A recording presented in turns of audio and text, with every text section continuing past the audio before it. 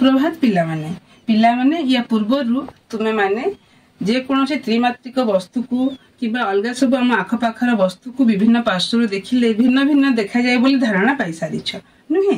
चलो आज आमे आउ केतेक वस्तु देखिबा। मो पाखरे गुडाए वस्तु अछि पिला माने देख माने आगुरु तो त्रिमात्रिक वस्तु कथा तुमको मु कहितली यार ऊपर भागरु देख। हां देखिले केमती देखा जाउची याकु जदी आमे खाता रे पेंसिल धरी आंकीबा केमती आंकीबा कहिलो ऊपर पार्श्व देखुचे माने एटा कोन एटा गोटे बिंदु होलिया देखा जाउची नुहे आ तळे गोटे वृत्त देखि पारुछ। तो आंकिले आमे केमती आंकीबा देख पिला माने मु आंकुची आमे कोन चित्र पाइबा तार आकृति तो माने मते कहिबो हैला। देख एटा मु कोन आंकिली गोटे वृत्त हैला नुहे आ तार जो अग्र भाग पूरा ऊपर देखुतले आमे गोटे बिंदु नुहे। तो वृत्त आंकिले भी तो आमे एई भली आंकु किंतु वास्तव रे एरा हैला एक त्रिमात्रिक वस्तु। यार नाम तो समस्त जानिछ कोन सेमती पिला माने देख आहुरी केतेक त्रिमात्रिक वस्तु मो पाखरे अछि आमे सेगुडी को विभिन्न पार्श्व देखिले केउ आकृतिर आमे पाइबा आमे सेही विषय रे आहुरी अधिक आलोचना करिबा। देखो एटा हला सिलिंडर नहीं एटा हला समघन आयत घन ए सबुर विभिन्न पार्श्वर आकृति आमे जानिबा। पिला माने देख एठारे गोटे चित्र अछि एहा कहार चित्र कहिलो कहि परिबो एहा गोटे वस्तुर ऊपर पार्श्व थिबा गोटे चित्र हैला। ताहले आमे तार आ गोटे पार्श्व देखिबा एटा देखो एरा केउ पार्श्व निया जाईछि सम्मुख पार्श्व नै। एबे जानि पारुछो वस्तुटी कोन एबे टिके धारणा पाउछो नुहे पूरा धारणा आमे ई चित्र देखिले जानि परिबा। कहिलो एटा कोन एटा गोटे काठ बाक्स नुहे। तो एटा केउ पार्श्व निया हेछि तृतीय पिक्चरटी कड़ पार्श्व निया जाईछि नै। ताहले गोटी पार्श्व देखिले आमे वस्तुटी को चिन्हट करि परिबा नाही। ऊपर पार्श्व और सम्मुख पार्श्व देखिला परे ता सहित कड़ पार्श्व पुणी आमे देखिला परे जानि पारली जे यह बाक्स बोली। अच्छा पिला माने कहिलो एहा देखि कि तुमे जानि पारुछो एटा काहार गोटी पार्श्व बोली केउ वस्तुर पार्श्व चिंता कर एटा गोटी पार्श्व नै काहार देख एबे सम्मुख पार्श्व देखिले आमे एबे देखि कि अनुमान करि पारुथबो कड़ पार्श्व मध्य आमे देखिबा। देख एबे जानि पारलो वस्तुटी कोन एटा गोटे अलमारी रो चित्र नुहे। देख पिला माने आमे या पूर्वरु जो अलमारी काठ बाक्स देखिले ताहार आमे गोटे रेखा चित्र आंकीचे। एटा केउ त्रिमात्रिक आकृति जानिछो समस्ते एटा होची आयत घन नुहे। चलो यार गोटी गोटी पार्श्व आमे देखिबा। सम्मुख पार्श्व जे देखुछो सम्मुख एटा हला सम्मुख पार्श्व तापरे जो साइड रु आमे कहूचे साइड रु देखुचे बोली कि एटा देखो नील रंग आमे देइचे एटा अन्य एक पार्श्व सम्मुख रु एटा तार जस्ट सन्निहित पार्श्व आ तार ऊपर पार्श्व रे देखो नाली रंग द्वारा आमे सुचाइचे हैला। तो तीनटा पार्श्व जानिलो तो जे कोनोसी माने अति कम रे दुईटा तारु अधिक तीनोटी देखिले आमे आयत घनटी केउ प्रकार रो बोली आमे कहि परिबा माने केउ वस्तु बोली आमे सठिक भाव रे कहि परिबा। तो आयत घन रो 6टी पार्श्व थाए किंतु आयत घन रो गोटे पार्श्व देखिले यह हमको आयत क्षेत्र परि देखा जाए।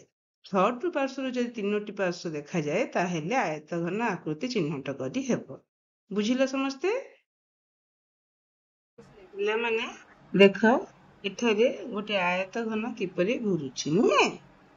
देखो तामे खाली जदि रखा जाय थाए ताहले आमे जे कोनसे तीनोटी पार्श्व देखि आरु एका बेले चारोटी पार्श्व आमे देखि पारो नाही।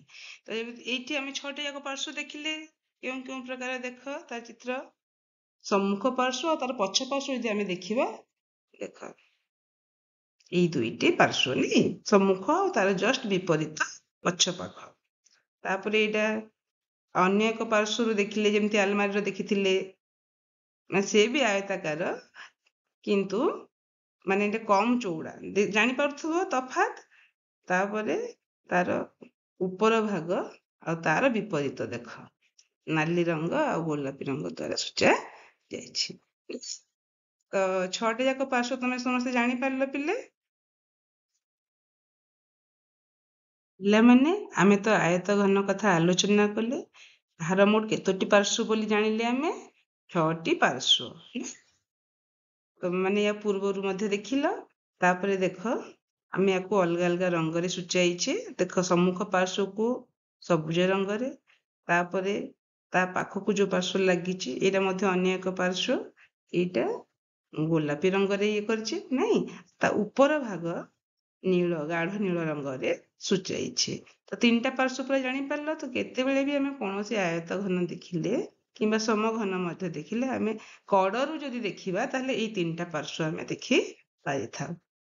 ହେଲା, ତାପରେ ଦେଖ ଏଇ 3ଟା ଯାକ ପାର୍ଶ୍ୱ ଯୋଡି ହୋଇକି ତମେ ଆୟତ ଘନ ଜାଣିପାରିବ। ଏବେ ଯୋଡି ହେଇଗଲା, ଜାଣିପାରିଲ ତ ପିଲାମାନେ? ସମ୍ମୁଖ ପାର୍ଶ୍ୱ, ତା ପାଖକୁ ଲାଗି ଅନ୍ୟ ଏକ ପାର୍ଶ୍ୱ ଆଉ ଉପର ପାର୍ଶ୍ୱ ଯୋଉଟା କି ଗାଢ ନୀଳ ରଙ୍ଗ। ବୁଝିପାରିଲ ପିଲାମାନେ? ତାହେଲେ ଆଜି ଆମେ କଣ ଆଲୋଚନା କଲେ? ଆମେ ବିଭିନ୍ନ ଘନ ବସ୍ତୁକୁ ବିଭିନ୍ନ ପାର୍ଶ୍ୱରୁ ଦେଖିଲେ କେଉଁ ଆକୃତି ଦେଖାଯାଇଥାଏ ସେହି ବିଷୟରେ ଆଲୋଚନା କଲେ, ନୁହେଁ? ଚାଲ ତୁମେମାନେ କେତେ ଦୂର ବୁଝିଲ, ମୁଁ କେତେକ ପ୍ରଶ୍ନ ମାଧ୍ୟମରେ ତୁମକୁ ମାନେ ଆହୁରି ଅଧିକ ଆଲୋଚନା କରିବା। ପିଲାମାନେ, କୋଠରୀ ମଧ୍ୟରେ ବିଭିନ୍ନ ବସ୍ତୁର ନାମ ଓ ଚିତ୍ର ରହିଛି। ସେଥିମଧ୍ୟରୁ ଆୟତଘନାକାର ବସ୍ତୁ ଗୁଡ଼ିକୁ ତୁମେମାନେ ବାଛିବ। ବୁଝିପାରିଲ? ଦେଖ କଣ ସବୁ ନାମ ଲେଖାଯାଇଛି? ଇଟା, ଲୁଡୁ ଗୋଟି, ମୋବାଇଲ, ବହି, ପ୍ରିଜମ, ଜ୍ୟାମିତି ବାକ୍ସ, ତାରା, ବଲ୍, ନୁହେଁ? ଦେଖ ତାର ସବୁ ଚିତ୍ର ହେଲା। ପ୍ରଥମେ ନାମ ଲେଖା ହେଇଥିଲା, ଏବେ ଚିତ୍ର ସମସ୍ତେ ଦେଖିଲ, ଚିତ୍ର ଦେଖିକି ଜାଣିପାରିବ। ତ ଆମର କାମ ହେଲା ଆମେ ଆୟତଘନାକାର ବସ୍ତୁ ଗୁଡ଼ିକୁ ବାଛିବା। କଣ କଣ ହବ କୁହ? ଇଟା, ନୁହେଁ? ସାବାସ। ଆଉ କଣ?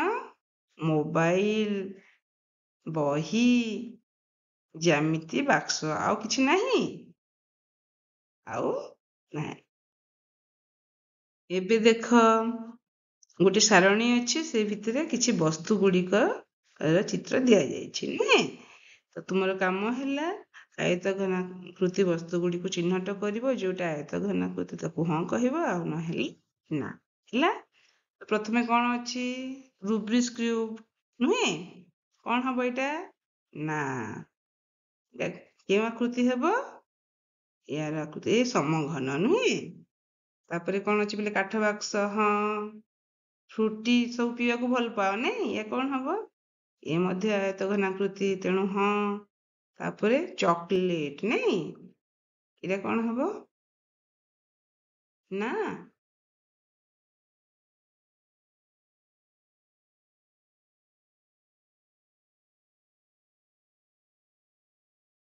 ପିଲାମାନେ ଦେଖ ଏଠାରେ ଗୋଟେ ବୃତ୍ତର ଚିତ୍ର ଅଛି, ନୁହେଁ? ଏହାକୁ ଦେଖି କହିପାରିବ ଏହା କେଉଁ ବସ୍ତୁର ଅଂଶ ବୋଲି?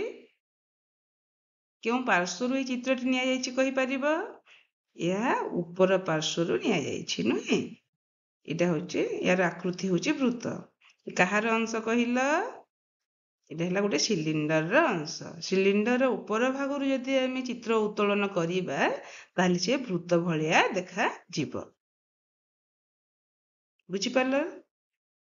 ମାତ୍ର ଆମେ ଯେଉଁ ପାର୍ଶ୍ୱରୁ ଦେଖିଲେ ମଧ୍ୟ ତାର ଆକୃତି ସମାନ ଦେଖାଯିବ। କେବଳ ଉପର ପାର୍ଶ୍ୱକୁ ଛାଡ଼ିଦେଲେ ଅନ୍ୟ ଯେଉଁ କଡ଼ରୁ ମଧ୍ୟ ଆମେ ଦେଖିବା ସିଲିଣ୍ଡରର ଆକୃତି ଆମକୁ ସବୁବେଳେ ସମାନ ଦେଖାଯିବ। ପିଲାମାନେ ଦେଖ, ତମମାନଙ୍କୁ ଗୋଟେ ଚିତ୍ର ଦେଖାଯାଇଛି, ନୁହେଁ? ଏଇଟା କେଉଁ ପାର୍ଶ୍ୱରୁ ନିଆଯାଇଛି କହିବ? ଏହା କାହାର ଚିତ୍ର କହିଲ? ଏଇଟା ଗୋଟେ ବର୍ଗାକୃତି ଫ୍ରେମ, ନୁହେଁ? କେଉଁ ପାର୍ଶ୍ୱରୁ ନିଆଯାଇଛି? ସମ୍ମୁଖରୁ ନେଲେ ମଧ୍ୟ ଏଇଆ ଦେଖାଯିବ, ଉପରୁ ନେଲେ ମଧ୍ୟ ଏଇଆ ଦେଖାଯିବ। ଏଇଆ କହୁଛ ତ? ଉପର ପାର୍ଶ୍ୱ ବୋଲି ମୁଁ ଲେଖିଛି। କିନ୍ତୁ ଏହା ତଳେ କେତୋଟି ଫ୍ରେମ ଅଛି ତମେ ମତେ କହିପାରିବ କି? ଉତ୍ତର ଦିଅ, କେତୋଟି ଫ୍ରେମ ଅଛି? ଜାଣି ହଉନି? କାହିଁକି? କାରଣ ତଳକୁ ତଳ ଚଉତା ହେଇକି ରଖାଗଲା ପରେ ତାର ଉପର ପାର୍ଶ୍ୱରେ ନିଆ ହେଇଛି, ତ ଆମେ କହିପାରିବା ନାହିଁ। ଯଦି ଆମେ ସମ୍ମୁଖରୁ ଦେଖିଥାନ୍ତେ ତାହେଲେ କହିପାରିଥାନ୍ତେ, ନୁହେଁ? ଦେଖ କେତୋଟି ଥିଲା ସେଥିରେ ଫ୍ରେମ? 5ଟି। 1 2 3 4 5, 5ଟି, ନୁହେଁ? ତ ୟାର ଯଦି ଆମେ ରେଖାଙ୍କିତ ଚିତ୍ର ଆଙ୍କିବା ଯୋଉ ଆମେ 5ଟା ତା ଉପରକୁ ରଖାଯାଇଥିଲା ତାହେଲେ କେମିତି ଆଙ୍କିବା? ଗୋଟେ ବର୍ଗ କ୍ଷେତ୍ର ମଧ୍ୟରେ ଆଉ ଗୋଟିଏ ବର୍ଗ ଚିତ୍ର, ନୁହେଁ? ଜାଣିପାରିଲ ସମସ୍ତେ?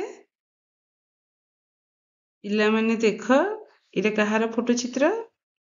ଜାଣିପାରୁଛ ସମସ୍ତେ? ଏହା ଟାୟାର, ନୁହେଁ? ଗାଡି ଯୋଉ ଟାୟାର ଲାଗିଥାଏ, ହେଲା? ଟାୟାର ଉପରକୁ ସଜେଇକି ରଖିଥିବାର ତମାନେ ଦେଖିଥିବ ଗ୍ୟାରେଜରେ, ନାଇଁ? ତ ୟା ତଳେ କେତେଟା ଟାୟାର ଅଛି କହିପାରିବ? କୁହ କେତୋଟି ଟାୟାର ଅଛି? କେତୋଟି ଥିଲା ଦେଖ? 4ଟି ଟାୟାର। ଟାୟାରର ପ୍ରଥମେ ଆମେ ଯେଉଁ ଚିତ୍ର ଦେଖିଥିଲେ ତାହା ଉପର ପାର୍ଶ୍ୱର ଚିତ୍ର, ତା ଉପରକୁ 4ଟି ଟାୟାର ଥିଲା, ହେଲା? ତ ୟାକୁ ଯଦି ଆମେ ଆଙ୍କିବା ପେନସିଲ ନେଇକି, କେମିତି ଆଙ୍କିବା? ଗୋଟିଏ ବୃତ୍ତ ମଧ୍ୟରେ ଅନ୍ୟ ଏକ ବୃତ୍ତ, ନୁହେଁ? ପିଲାମାନେ ଦେଖ, ଏହି ଚିତ୍ରଟି କାହାର ଚିତ୍ର ଭଳିଆ ଜଣା ପଡୁଛି? ତମ୍ବୁ, ନୁହେଁ? ଟେଣ୍ଟ ଯୋଉ ଆମେ କହିଥାଉ, ହେଲା? ଏହାର ତମ୍ବୁର କେଉଁ ପାର୍ଶ୍ୱର ଚିତ୍ର? କଡ଼ ପାର୍ଶ୍ୱରୁ ନିଆଯାଇଛି। କଡ଼ ପାର୍ଶ୍ୱରୁ ନିଆଯାଇଛି ବୋଲି ଆମେ 2ଟି ପାର୍ଶ୍ୱ ଦେଖି ପାରୁଛେ, ବୁଝିପାରିଲ? ତ ସମ୍ମୁଖରୁ ନେଲେ କେମିତି ଦେଖାଯିବ ପିଲେ? ତାର କେଉଁ ପାର୍ଶ୍ୱଟି ସମ୍ମୁଖ? ଦେଖ, ତାର ସମ୍ମୁଖ ପାର୍ଶ୍ୱର ଚିତ୍ର। ତାର ଆକୃତି କଣ? ଆକୃତି ହେଉଛି ତ୍ରିଭୁଜ, ନୁହେଁ? ତ୍ରିଭୁଜ ଆକୃତି। ଆଉ ଗୋଟେ ପାର୍ଶ୍ୱ ଯୋଉ କହିଲେ ଆମେ, ତାର ଆକୃତି କେମିତି? ଆୟତ କ୍ଷେତ୍ର, ନୁହେଁ? ଆୟତାକୃତି। ଏଇଟା ଅନ୍ୟ ଏକ ପାର୍ଶ୍ୱର ଚିତ୍ର। ଯଦି ପୁରା ଉପରୁ ଦେଖିବା ଆମେ ଟେଣ୍ଟଟାକୁ, ପାଖାପାଖି ନୁହେଁ, ଆଉ ଟିକେ ବହୁତ ଉପରକୁ ଯାଇକି ଯେମିତି ଡ୍ରୋନ୍ କ୍ୟାମେରାରେ ନିଆଯାଏନି ଫଟୋ ଚିତ୍ର, ସେମିତି ଉପରୁ ଦେଖିଲେ କେମିତି ଦେଖାଯିବ ଟେଣ୍ଟ? ଦେଖ, ଏଇଭଳିଆ, ନୁହେଁ? ତ ଜାଣିଲ, ଏହା କେବଳ ତାର ଯୋଉ ଗୋଟିଏ ପାର୍ଶ୍ୱ କହିଲେ ଆମେ, ସମ୍ମୁଖ ପାର୍ଶ୍ୱକୁ ଛାଡିଦେଲେ ସମ୍ମୁଖର ପଛ ପାର୍ଶ୍ୱକୁ ଆଉ ଯୋଉ 2ଟା ପାର୍ଶ୍ୱ ରହିଲା, ସେ 2ଟି ପାର୍ଶ୍ୱ ଏମିତି ଆୟତ କ୍ଷେତ୍ର ଭଳିଆ ଦେଖାଯିବ। ଏଇଟା ଉପର ପାର୍ଶ୍ୱର ଚିତ୍ର। ଜାଣିପାରିଲେ ସମସ୍ତେ? ତ ମୋର ଆଶା ତମମାନେ ବିଭିନ୍ନ ତ୍ରିମାତ୍ରିକ ଆକୃତିର ବିଭିନ୍ନ ପାର୍ଶ୍ୱର ଆକୃତି ଜାଣି ପାରିଥିବ।